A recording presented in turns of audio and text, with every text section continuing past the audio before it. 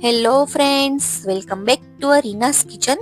આજે આપણે બનાવીશું ફરાળી પેટીસ. બજારમાં મળતી ફરાળી પેટીસ આપણે અંદરથી મસાલો ભરી અને એકદમ સરળ રીતે બનાવશું. આ પેટીસ બધા જ માપ સાથે, બધી જ ટ્રીક સાથે બતાવી છે. જે પહેલી વાર બનાવશે ગેરંટી છે કે એનાથી પણ પરફેક્ટ બનશે. પેટીસ જરા પણ ફાટશે નહીં, એની 100% ગેરંટી છે. તો પેટીસ ફાટે નહીં એના માટે આપણે શું કરવું જોઈએ એ બધી જ ટિપ્સ સાથે આ રેસીપી બતાવી છે. તો ચાલો રેસીપી જોઈ લઈએ. એકદમ બજાર જેવી ફરાળી પેટીસ બનાવવા 1 કપ શેકેલા સિંગદાણાનો ભૂક્કો, ઝીણા નાળિયેરનો ભૂક્કો, 1 ચમચી આદુ મરચાંની પેસ્ટ, સાથે આપણે અડધા કપ જેટલી સમારેલી કોથમીર લેવાની છે અને સાથે 1.5 મોટી સાઇઝનું બાફેલું બટાટું ખમણીને લેવાનું છે. તમારી પાસે નાની સાઇઝના બટેકા હોય તો તમારે 2 બટેટા ખમણીને લેવાના છે. બટેટાનું માપ તમે તમારા સ્વાદ પ્રમાણે એડજસ્ટ કરી શકો છો. તો અહીંયા તમારે બટેટું 2 થી 3 જેટલું ઉમેરવું હોય તો તમે ઉમેરી શકો છો. ત્યાર પછી હવે આપણે મસાલામાં 1 ચમચી ખાંડ, 1 ચમચી મીઠું, 1 ચમચી લાલ મરચું પાવડર, 1 ચમચી ગરમ મસાલા પાવડર અને અડધા લીંબુનો રસ. ફક્ત 5 જ મસાલા ઉમેરવાના છે, પણ આ મસાલાનો સ્વાદ પેટીસમાં એટલો સરસ આવે છે કે બજારનો સ્વાદ પણ ઓછો લાગશે, એવો સરસ આ પેટીસનો સ્વાદ આવશે. અને હવે આપણે બધા જ મસાલાને એકદમ સરસ રીતે મિક્સ કરી લઈશું, જેથી ખાંડ, લીંબુ અને મસાલા બટેટા સાથે એકરસ થઈ જાય. અને ત્યાર પછી હવે આપણે આ સ્ટફિંગમાંથી નાની નાની ગોળીઓ વાળવાની છે. પેટીસમાં સ્ટફિંગ કરવા માટે નાની નાની ગોળીઓ વાળી અને તૈયાર કરી લઈશું. આ રીતે આ મસાલાનું આ માપથી 21 નંગ જેટલી ગોળીઓ થાય છે. આ માપથી ટોટલ 21 પેટીસ તૈયાર થાય છે. તો આ રીતે મેં બધી જ પેટીસના બોલ બનાવી અને તૈયાર કરી લીધા છે. તો છે ને એકદમ સરળ પેટીસનો સ્ટફિંગનો મસાલો બનાવવો અને ગોળીઓ બનાવવી ખૂબ જ ઇઝી છે અને ખૂબ જ સ્વાદિષ્ટ લાગે છે. સાથે 1 કિલો જેટલા બાફેલા બટેટા લીધા છે. બટેટાને બાફી અને 3 થી 4 કલાક માટે ઠંડા થવા દેવાના. એકદમ ઠંડા થઈ જાય ત્યાર પછી બટેટાને આપણે ખમણીની મદદથી ખમણી લેવાના છે, જેથી બટેકાના કોઈ પણ ચંક્સ પેટીસમાં આવે નહીં. હવે આપણે 1 ચમચી મીઠું અને અડધા કપ જેટલો આરારૂટ ઉમેરવાનો છે.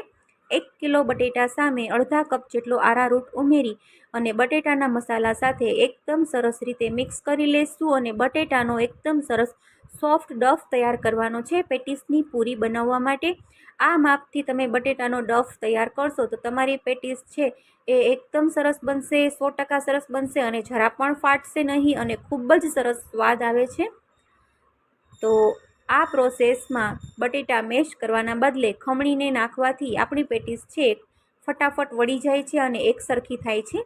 હવે હાથમાં તેલ સ્પ્રેડ કરવાનું છે અને આપણે જે તૈયાર કરેલી બટેટાની પેટીસનો માવો છે એ હાથમાં લેવાનો છે.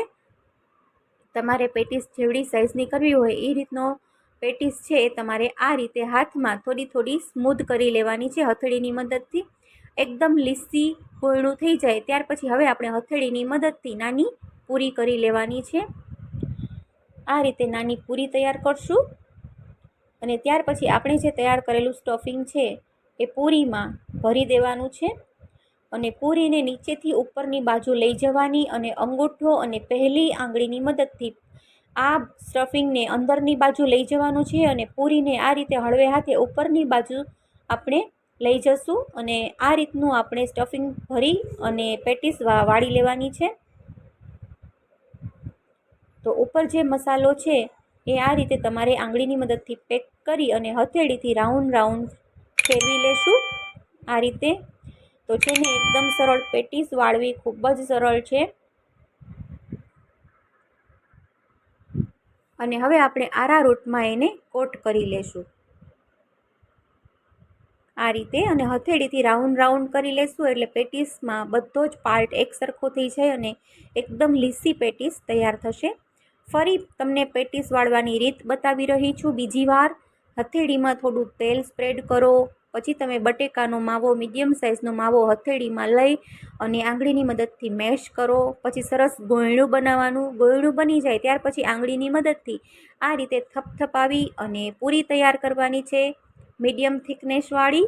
ત્યાર પછી સ્ટફિંગ નાખવાનું છે અને સ્ટફિંગ ઉમેર્યા પછી તમારો અંગૂઠો અને પહેલી આંગળીનો આ રીતે આપણે યુઝ કરી અને બટેટાની પૂરી છે એને આ રીતે ઉપરની બાજુ લઈ જવાની છે.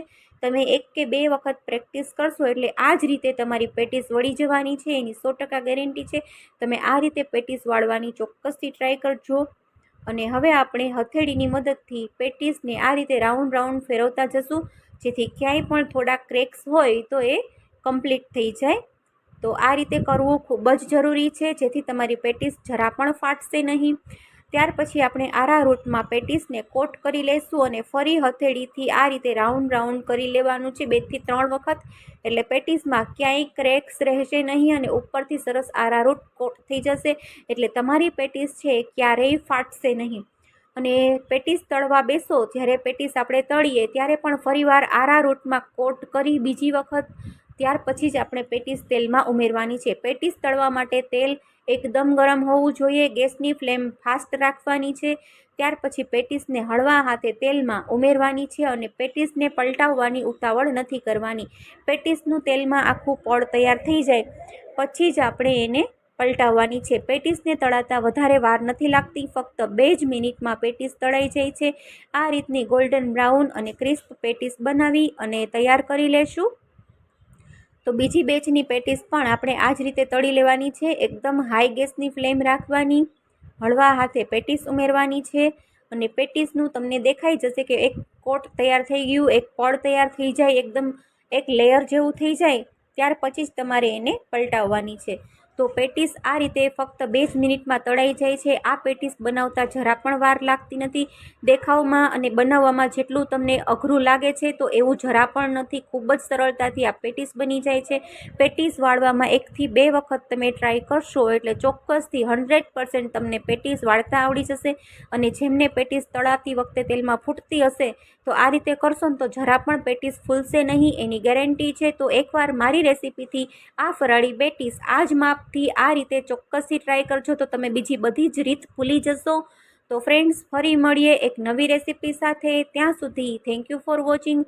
અને જો તમે મારી રેસીપી ગમી હોય, વિડીયો ગમ્યો હોય તો મારી યુટ્યુબ ચેનલને પ્લીઝ સબસ્ક્રાઈબ કરી દેજો. નવી નવી રેસીપી જોવા માટે બાજુમાં આપેલું બેલ આઇકન પ્રેસ કરી દેવું. અને હા, જો તમે ફેસબુકમાં જોતા હોય તો મારા ફેસબુક પેજને ફોલો કરી દેજો. Thank you for watching. Bye bye.